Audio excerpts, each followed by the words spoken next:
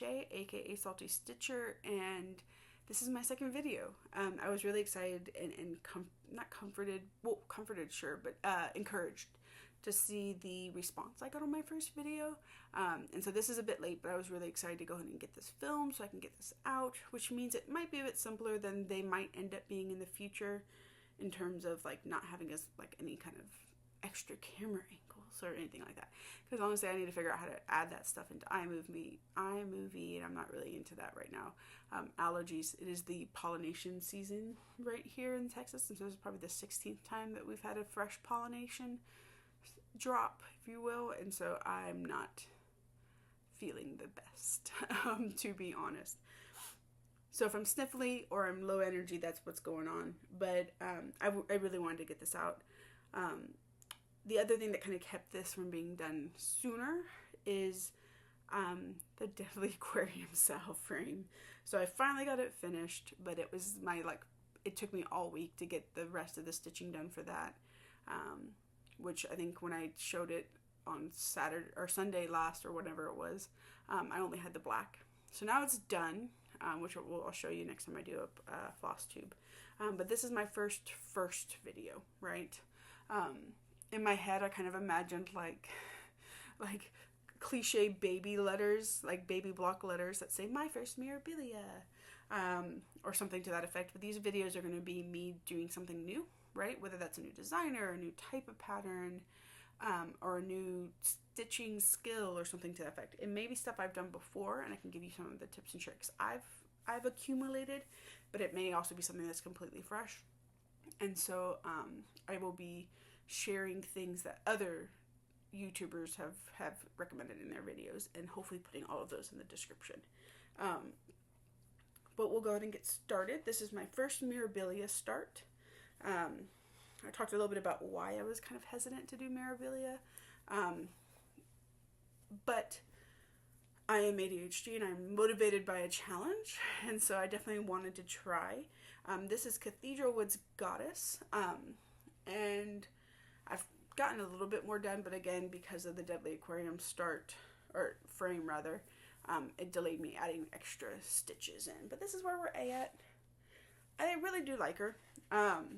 Today we're going to talk about some of the things that I've learned, a little bit of my process of how I start projects, right? And if any of that has changed because of Mirabilia, right? Because it's a Mirabilia. So first things first, do you kit it up fully? Do you go ahead and grab all of it, or do you only grab, just the DMC? Now, I'm ADHD, just said it, I'm ADHD. I prefer to have everything I need for a project at that moment when I started, because I'm not going to remember, when I get all of the DMC stitched to, before I get all of the DMC stitched to go and order it. I'm not going to remember to set that out ahead, right? And then I'm going to end up having to wait a month or wait a week or wait or whatever. And I don't like waiting if I can help it. So I went ahead and bought everything. I have all the Krennic, I have all the Karen Waterlilies, there's only like 2 colors, and I have all of the beads. A lot of YouTubers say, or a lot of Flosstubers rather, say that they just prefer to grab what they need as they go. Again, I think that's a personal preference. It's up to you. I just know that I will not remember to do it, and then this will get lost. And I really don't want this to get lost. I want to finish it, right? And there's already kind of a fear, I think, for me that Mirabilia is going to take me forever to stitch, right? When I hear other YouTubers talking about it, it's always like 6, 7, 8 months, decades, and I'm like, that's great. I'm a monogamous stitcher. I don't like having like undone, halfway done projects that are just languishing. It's not my thing, except for Sal's. I always keep a lot of Sal's, but I always have like 1 or 2 at this time, just 2, non-Sal projects, and I don't like to let it sit. It kills me to let the Barbie house sit. But it's low on my list, right? So that's kind of the first little consideration. Do you go ahead and kit it up or not? I went ahead and kitted it up fully. Plus, you can also go on like 1, 2, 3 stitch. It's super easy. You click all, and then it puts it in there, and then it sends it all out, all neatly organized too, which is a blessing. So that's the first thing. I was watching YouTube sometime this week, and a Flosstuber called Denkai talked about starting up her own, like how she kits up a Mirabilia. She is out of the UK, and she mentioned a website whose name I cannot remember, but it helped you pick fabrics, right? Once I have time, I'll go ahead and look up that website and drop it in there. I didn't use that. I just went on 123 Stitch. I don't really want to just use, the called for fabric if I can help it, which I think for this one is vintage country mocha. Nope, it is country French latte, which is really pretty. Like, it's a nice kind of neutral. Let me see if I can get to where you can see a glare. It's a nice, like, neutral, but if I can get funky, I like to get funky. So this is actually Velt, VELDT, which I hope I spelled that correctly.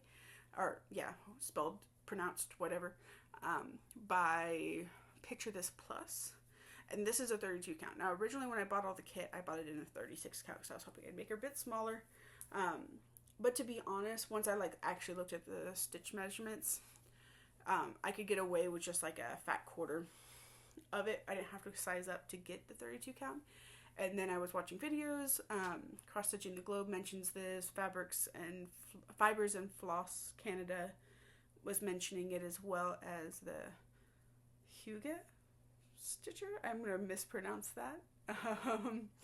And Fiber Arts Amy was also talking about it, about needing perhaps the size down, right? And so they actually suggested that if you're going to use a hand-dyed fabric or an over-dyed fabric, that you size down to 28 count. I didn't. Yeah, we'll just leave it at that. I didn't. So we'll see as we go. It's already a tad bit tight, but it doesn't look bad, right? And I think I kind of like the tightness, because I think what it does for me is it just covers a bit better. It looks a little bit, fuller, and so we'll see. One of the things that I think the Huga Stitcher, that's not a word I know how to pronounce, even though I've heard her say it a couple different times in her videos. It's not a word I know how to pronounce. She suggested sometimes if you get to a point where it's too tight for all the beads, that you exclude a bead. When we get to that point, we'll get to it. Now, for most people who cross stitch, right, you always end up starting in the middle of the fabric. You fold in half again. That's the middle of the fabric. Because she's so long and skinny, I figured starting up here in the center up top is going to be my best bet. Just because it not counts down, but it lessens the amount I have to count down, right? So I started middle top, as you can see. For those of you who don't really quite know what to do, fold it in half, and then I just used a cross stitch key to get me down to the middle top and count it down a little bit more. The only thing I didn't quite look at and account for, a lot of her antlers, and there's a lot of it in her hair as well, is Krennic. I'm going to wait for Krennic. From other research I've done, Krennic can shred your DMC, and I don't really want that to happen. And so, meaning that if you stitch DMC over or next to a place where you've stitched Krennic, because of the rough texture of Krennic thread, it can shred and kind of like pull up your DMC, and I don't want that to happen. So I will wait and do Krennic last. I also am probably going to do another first video about it when I do Krennic for the first time. But there's also a lot of Karen and water lilies in her things. I tend to be a color completer, and I tend to do some cross-country traveling. Now, I don't want to do too much cross-country traveling just because it could be extreme, and I don't want it to be extreme because it accounts for, or it makes me count a lot, right? And so what I'm going to do is I'm going to do zones. So I'll do her head and her face and her hair, and then I'll probably move down into her like shoulders and her dress. The other part of that, though, is I want to show when I do, because I'm probably going to do 1/1 for her face, for her skin, to give it that kind of effect, and because it looks kind of cool when other people do it. And that will be another video, probably next time I do one of these first, it'll be that, because her face is literally just right here, underneath her hair. So there's that. That's another thing. So we've talked about fabric choice, we've talked about starting, where to start. One thing that Fiber Arts Amy had mentioned is looking at modeling and kind of deciding where to start from there. I didn't do that here, but I don't think I did too bad, to be honest. I just kind of went for, a lot of times I'll put serge up at the top if I can, just because I don't have to worry about it. But I don't think I did too bad, because there's not, I mean, there's some like darker spots, but to be honest, like, I don't know that this would have worked as well. Actually, it might have been cool. But it's okay. I didn't think about it. I didn't know to do it, so I didn't do it. So that's that. That's fabric choice, where to start, how to start, that kind of thing. Starting with DMC, just because that's what I've always been taught to do. You always start with DMC first. The next thing is, this is a paper pattern, right? And so I am spoiled. I realize now, now that I've started this project, I'm spoiled. I really like markup. I like that I don't have to like look too hard, right? But this is a fiber.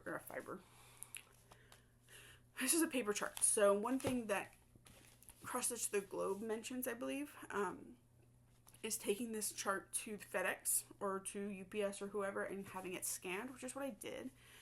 So I'm using GoodNotes, which is another thing that she had mentioned as well, and kind of like marking it off with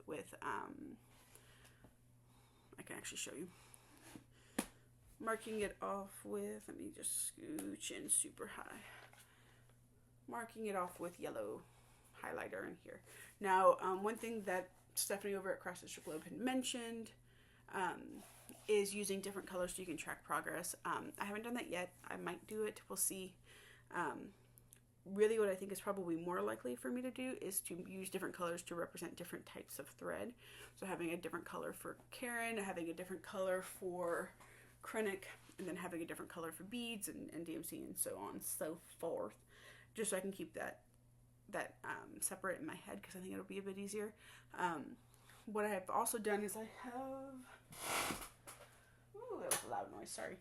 I have a little magnetic board, and what I was doing the other day was just sticking the paper pattern on here so I can kind of cross check, because sometimes this is not super clear, right? It's a bit better. It's a corner of the pattern, so I'm not committing any copyright stuff, because that is, I mean, I don't even think that's more than 12 stitches across either way. A block of 12 by 12 is not going to do you good when the total pattern stitch count is 163 by 252. So good luck with that if that's what you try to do. So started in the center. Sorry, I have to keep my head on straight because right now it's not feeling great. But talked about fabric choice. I talked about what to do with this. Yeah, so I mean that's just kind of where I'm at with it. Like I said, I didn't think this was going to be too long of a video just because it's just a start. My basic kind of starting a project routine, there we go, is I put things on floss drops. So these are all on like bobbin drops. They're not the real ones, they're the ones from Amazon. I'm trying to decide if I like them, because to be honest, just threads get super ratty. I know to braid them. I keep them braided in the bag for the most part, but it looks messy, so we'll see. What I always do is I have a project ring, right? And then I have a ring of shared colors, because I do so many sals, that these are all the colors that are shared by at least 2 projects, right? And see what I'm saying? They just get so ratty. Shared by multiple projects. That way I always have this with me, and I'm not keeping 2 bobbins of the same, or 2 floss drops of the same color.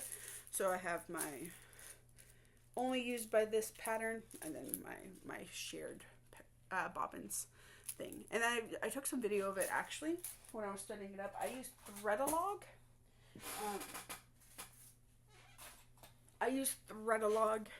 Which is an app. I'll try to include it in here. We'll see if that happens. But it's an app where I can track what I have in my stash as far as thread, right? And one of the neat things about it is it has a place for you to add other amounts, right? So it's not a full, skein of thread. And so what I do on that is, this is how I keep track of what's where, is I'll just show you. I'll just insert some video of it here if I can remember how to do it. But I just log what bag it's supposed to be in, what project it's connected to, and if it's connected to multiple projects, like I said, it goes on a shared floss ring. I'm telling you, these allergies, man, they are knocking me out. Talked about the pattern, talked about getting it scanned. I went and got mine at UPS.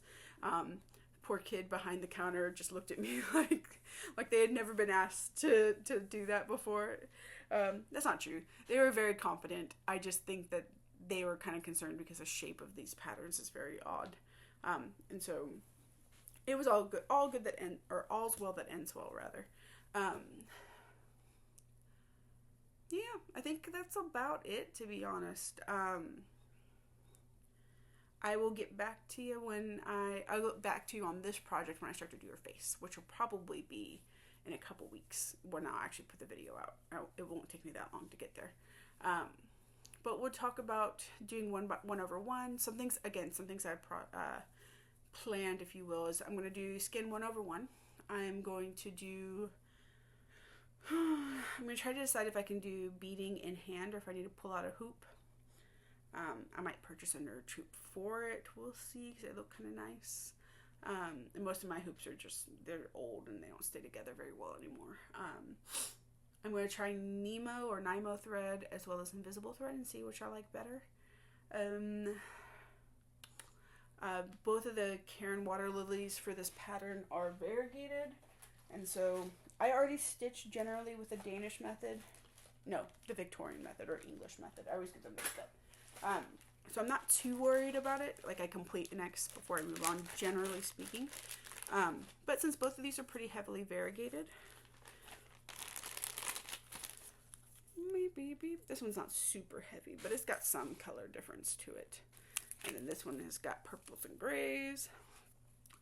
So I'm going to kind of play around with what looks best in terms of pattern, right? Son of a Stitch and one of the caterpillar cross stitch videos talks about different ways that you can do this to take advantage of the variegation. Yeah, we'll see. Thank you so much for all of the response I got from my last video. I was really pleased to see, not just pleased sounds like they owed me something. I was really excited and encouraged to see that both Cross Stitch the Globe and Floss Bossing Cousins mentioned me in their videos. I was told that I have good sense because I went to Auburn, which is super fun. And then they were talking about just watching my video, and I was just really excited. So that's that. That's my First Mirabilia. Holler if you need me. If you have any suggestions, feel free to leave those down in the comments. I would say that this is because I don't feel good, but it's not. I just talk like this all the time and don't know what I'm talking about, and use weird words all the time. But that's about it. So holler if you need me, and I'll see you next time. Bye!